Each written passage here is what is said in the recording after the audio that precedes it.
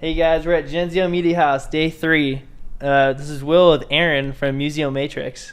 Hey everyone, thanks for having me. You want to talk a little bit about your project? Yeah, so MuseMatrix is a DeSci Fellowship program and really helping to bridge the gap between Web3 developers and scientists, bringing them into exploring what the future of science can look like through different tooling and infrastructure build out. DeSci I've never heard of. I'd ask Cole, what does that stand for? Decentralized Science. That's really cool.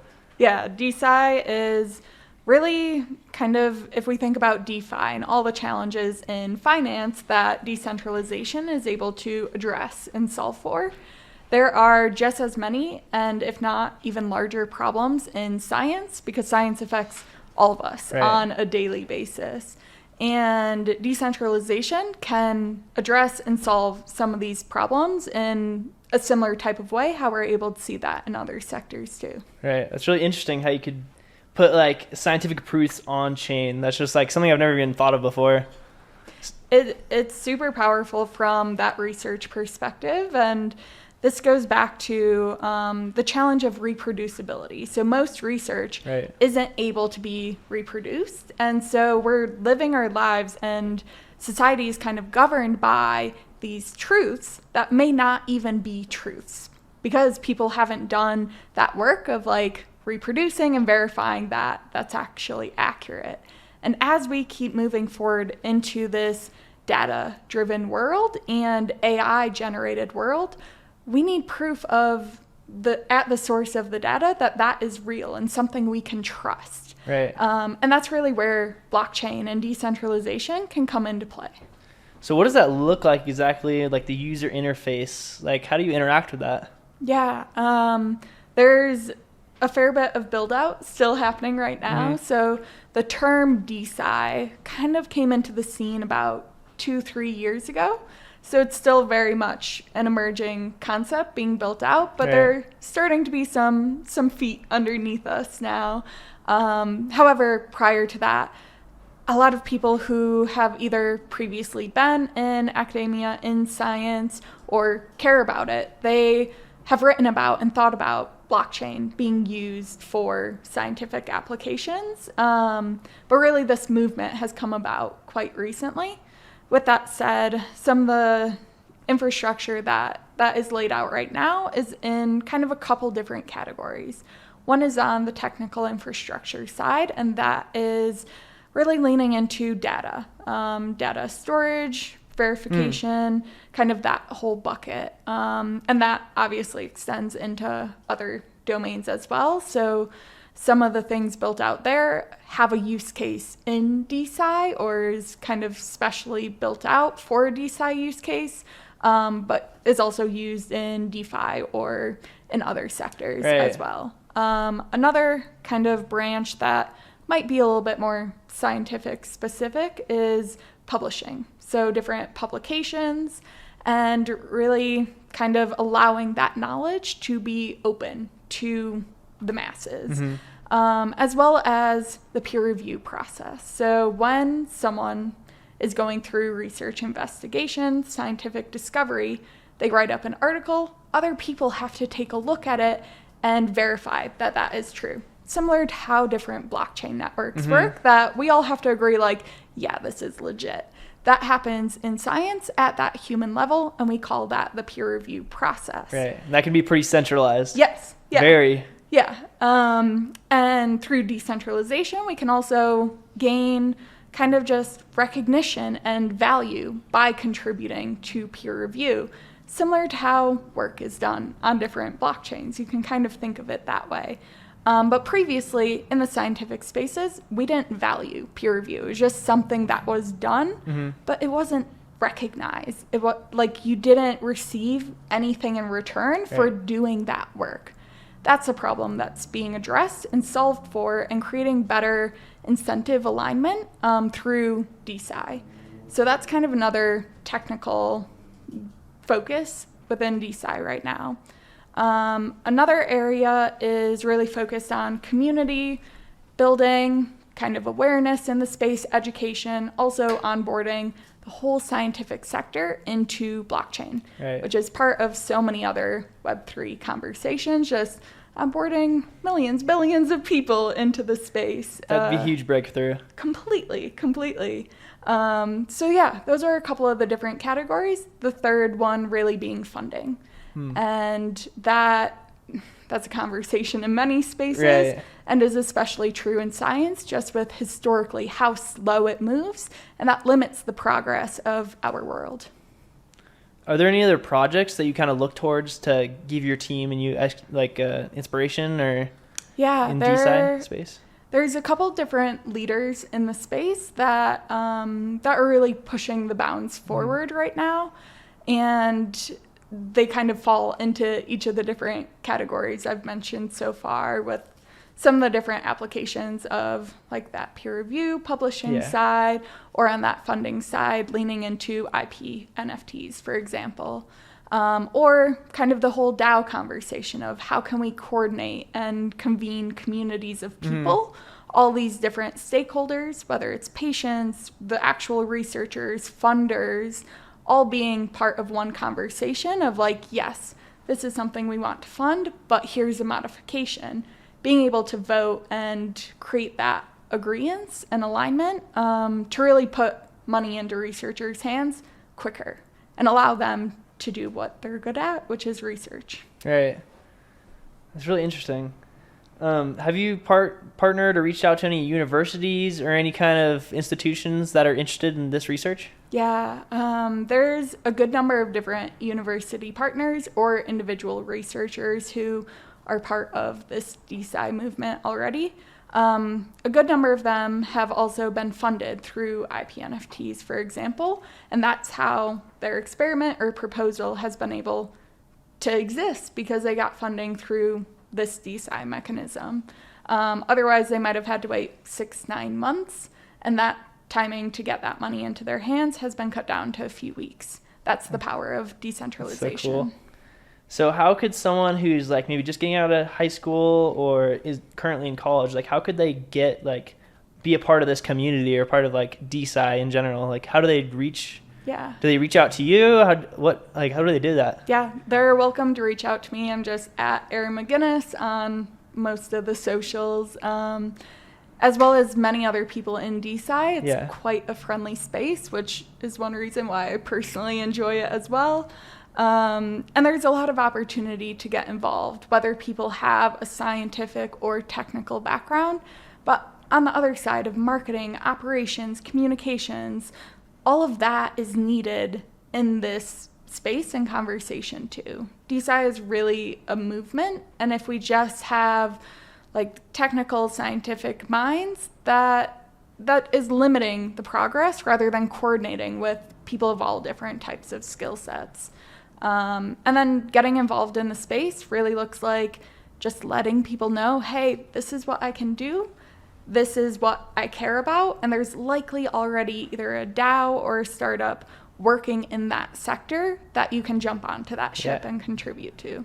I feel like there's so many young people that'd be like so interested in this, especially like people straight out of high school who are like interested in like studying sciences like in college, and then they're like also maybe dabbling into blockchain and like just intersecting those two. It's like, I mean, that's like a totally different game. Completely. And that's really what one of the benefits of DeSci holds. So in traditional institutional science, a lot of the power is held in the hands of like tenured professors. Yeah, senior. Yeah. The established system, which was built to serve different purposes over time, but those purposes may not be as rooted anymore today. Yeah, they might not fit with like what the world is today. Or... Exactly. And especially for those emerging early in their career scientists, being able to maybe explore out-of-the-box ideas, it's really hard to get support for that if you're just trying to make sure you're able to continue your work the next year. But other people in the world might also be interested in that being investigated, and that coordination is enabled through blockchain, for instance, just allowing people to support what they want to see happen in the world, especially in science. Yeah. It seems like you can kind of go dig into more of your passion rather than using like these traditional science, you have certain incentives for research and being paid by with centralized people or institutions that necessarily have their own agenda and stuff. So yeah, the decentralized kind of be passion, and you can also be like more community driven, which is awesome. Completely. For me personally, I'm really interested in some different rare diseases that don't get as much funding, and the pharmaceutical industry, for instance, isn't as interested in some of these conditions that maybe aren't fatal, don't have as much opportunity on that financial return because there isn't as huge of a population, yet it's debilitating millions of people's lives. Those millions of people really would love to have a better quality of life. Right. And this is a mechanism through which they might be able to achieve that. That's awesome. Yeah, that's just, the correcting the incentives is like that's awesome. Yeah. And through the MuseMatrix DeSci Fellowship program, where we're really working to help coordinate across the scientists as well as those developers to understand the other half of that equation. Like scientists understand some of these different challenges we've been talking about, and developers, technologists, they understand the possible uses or applications of this technology and how to create it. But they might not know, like, oh, hey, there's this huge problem in science that we could solve through skill sets they might already have. So really kind of connecting those two groups of people, cross-pollinating ideas, and then facilitating the actual build-out of effective solutions for the entire DeSci ecosystem, and then allowing more talent to come into the space that's really specialized in DeSci is a primary focus of what we're doing there. How did your team come together, and like what do their roles look like? Because it sounds like you all must have like a science background or just a passion for science, and also a blockchain background or blockchain interests also. So completely. My educational background is in neuroscience. Left that to work at a health tech startup, and then just got sucked further into emerging tech startups. Eventually found my way into working in blockchain, and I saw, hey, this could have a cool eventual application into science and medicine. I don't know what it will look like exactly, but I want to be around and knowledgeable in it for when that does happen. And then shortly afterwards, DeSci as kind of a term, a community started popping up. And I'm like, yes, that's it. Because many of us have seen these challenges and the possible solutions, but historically, some of that underlying infrastructure, that technology layer to really enable better solutions didn't exist. That's crazy. DeSci stands on the shoulders of incredible people in the past who have worked on different movements like the open science movement, the FAIR movement, to really push science forward in a better, more equitable, more coordinated type of way. But there weren't always kind of that underlying technical as well as social and financial layers, incentive layers in place to do so. Similarly, my counterpart at MuseMatrix, Bharat, he is he's the leader of DeSci London, which is the biggest in-person meetup. Have you heard of it before? No, but that makes sense if he's the leader, Yep. So they have a monthly meetup and have built out this incredible 600-person community there. And he had been playing around with different DeSci Fellowship type ideas. We came together at Vitalia over the past couple months, a startup society down in Prospera, and really kind of convened to bring this DeSci Fellowship to life, which will be, first cohort will be onboarded in Q2 this year. Are you guys building on Ethereum? So most of DeSci currently operates on Ethereum, so that's very much part of the equation. However, some of these smaller data verification transactions will have to be on more affordable layers. Okay. So there's definitely exploration happening right now of what different chains are best suited for different use cases in DeSci, and that's part of what we'll be helping the fellows investigate as well, is just what are the right tools to solve the problems we're trying to solve. Nice. Are you looking forward to meeting DeSci community here? Are there any projects here that you're like itching to meet? Yeah, so there's a couple incredible DeSci hacker houses right now. Oh, Actually, sweet. just came from one of them. That one's primarily backed by DeSci World, which is a great organization in the space. Another hacker house is the Silk Hacker House, and that's really incorporating some more ZK into wallets and allowing kind of identity of scientists to come into this equation through one of their partner orgs, Holonym. Both those orgs are backed by like absolutely brilliant people as well, some of which who also have backgrounds in academia.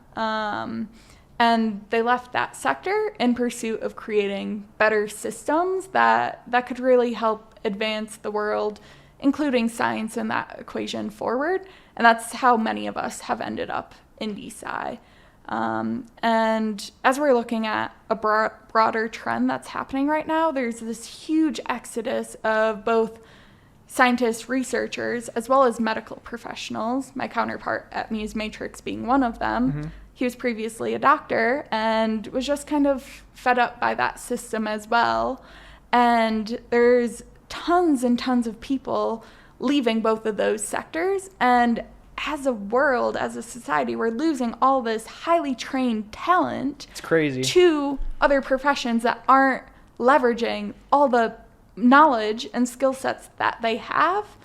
And by being able to contribute to different projects in a more fragmented type way, which kind of leaning into the trends in Web3 allows for, as well as being able to coordinate across different country lines or even across different labs and organizations, it might be able to better take advantage of some of this knowledge and talent so it's not just lost. Yeah. How could we get a part of MuseMatrix? Are you guys on Twitter? Are you on Telegram? All Definitely. that? Yeah. So on Twitter, we're at MuseMatrix _ Our website is musematrix.xyz. And we're looking for different partners. Also for building out some of these different projects, kind of pointing them to those right tools.